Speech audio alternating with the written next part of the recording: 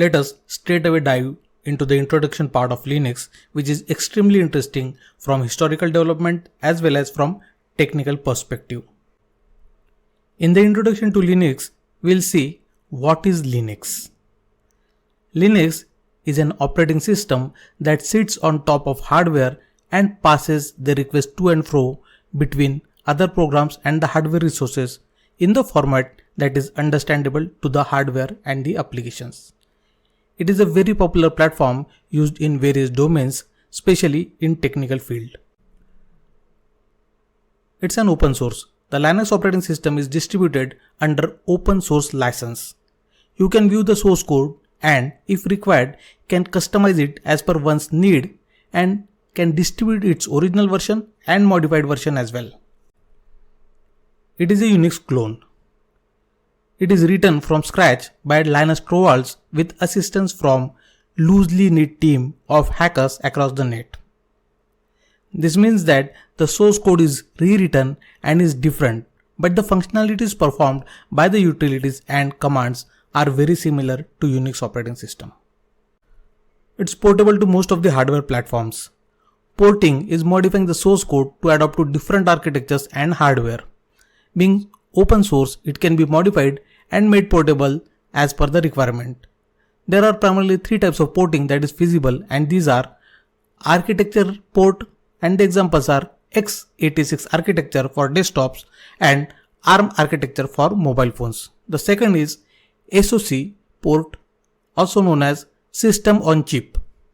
That is, it contains CPU, GPU, memory, USB controllers, etc. on a single chip. A good example is Raspberry Pi. And the third one being board port, in which board contains SoC and is customized as per the board specific details. It is based on GNU tools. GNU stands for GNU is not Unix. It is first launched by Richard Stallman. GNU provides 100% free softwares. Some of the utilities include core utils like FileUtil, TextUtil, ShellUtils, grep, CPIO, tar, etc.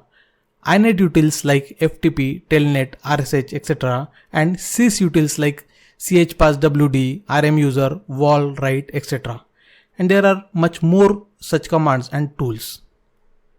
It is also important to understand that Linux is a kernel component.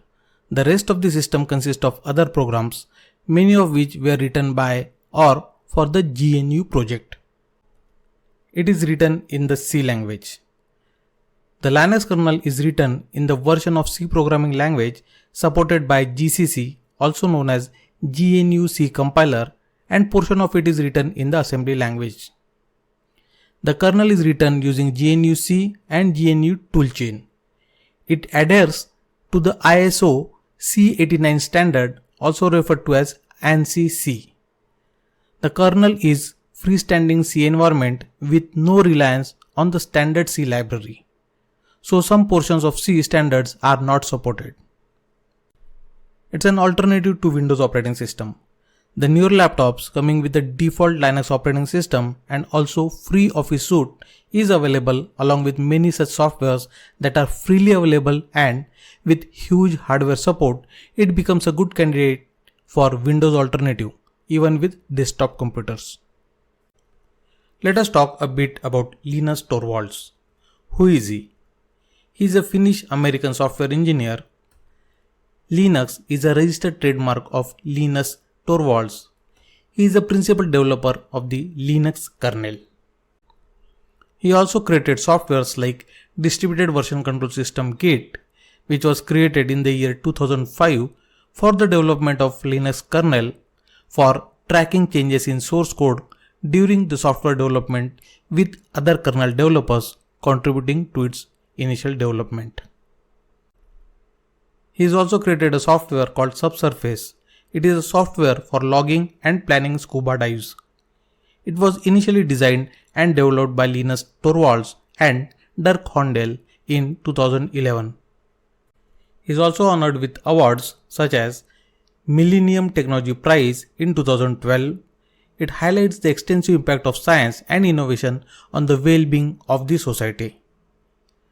Also received IEEE Computer Society's Computer Pioneer Award in 2014 for pioneering development of the Linux kernel using the open source approach. And the latest award that he has received is Masaru Ibuka Consumer Electronic Award in 2018 for his leadership of the development and proliferation of Linux. A brief history of Linux. In 1991, the Linux kernel is publicly announced by Linus Torvalds to the community. However, it is not the date on which it was released. In 1992, the Linux kernel is relicensed under GNU GPL. Earlier, it was non-GPL license. We have a separate section that talks about licensing models. In 1994, Torvalds released version 1.0. This is when they started versioning the system. Moving forward, we will see how this naming convention works as of today. In 2007, Dell started distributing laptops with Ubuntu pre-installed on them. They started offering US customers 3 different systems with Ubuntu 7.04 installed. The models were XPS 410N, Dimension E520N desktops and Inspiron E1505N notebooks. Hardware support was provided by Dell. Dell Community Forum has a section for Linux for help required by the Linux users. In 2019, version 5.0 of the Linux kernel is released.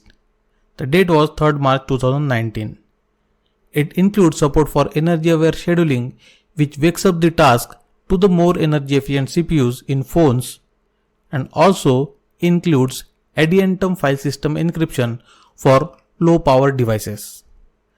The current version at the time of preparation of this video is Linux 5.3, which was released on Sunday, 15 September 2019. Let us have a brief introduction about Linux basic architecture. The first layer is a hardware layer. At the core of it is the hardware devices such as CPU, motherboard, hard disk drive, RAM, display cards, solid state drives, sound cards, NIC cards, etc. Next layer is a kernel. The layer immediately above the hardware layer is kernel.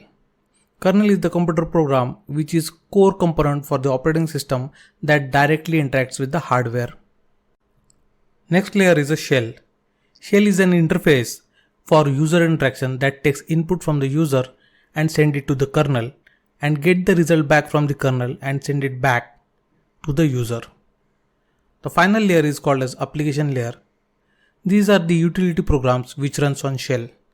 The examples could be word processors, web browsers, media player, text editors, email client, video editing softwares, etc. Linux shell.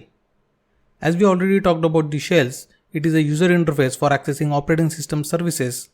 Let us see what are the different shells available for Linux OS and their characteristics.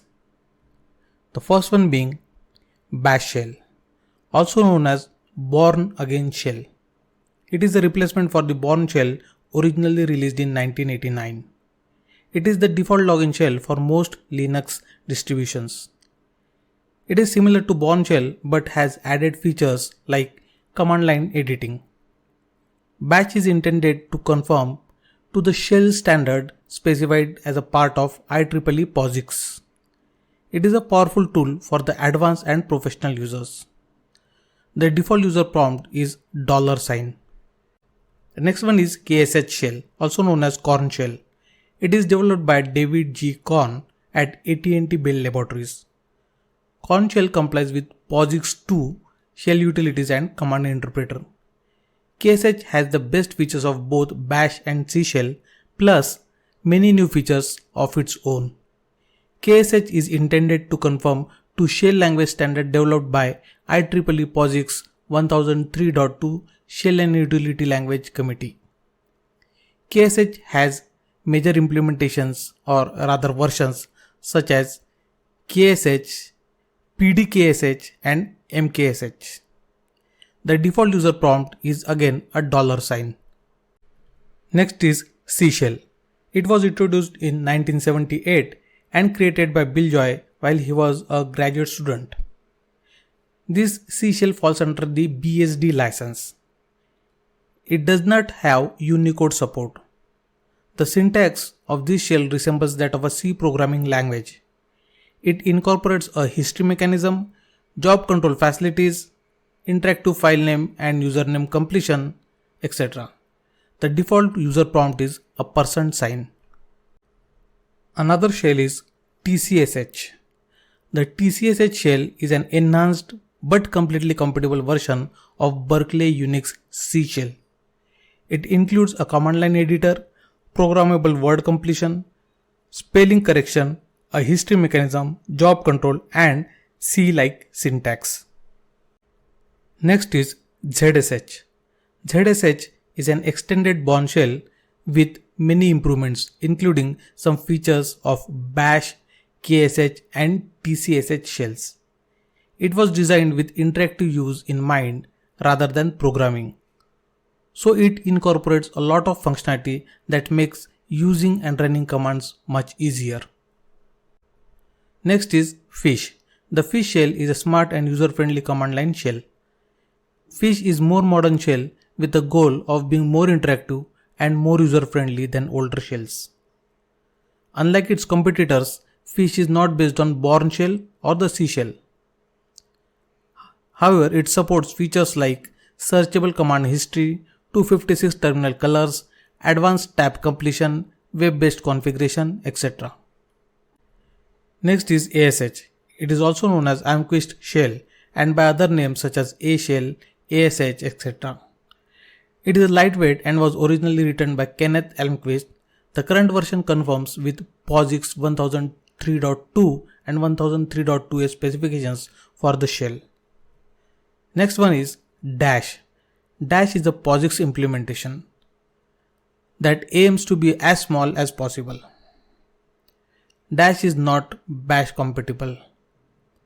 The speed of execution is roughly 4 times faster than Bash shells and other shells. Also, it has very limited resource requirements such as disk space, RAM or CPU. Let us discuss various Linux components. The first one being bootloader. It is the component that gets executed first. It allows you to choose among different operating systems.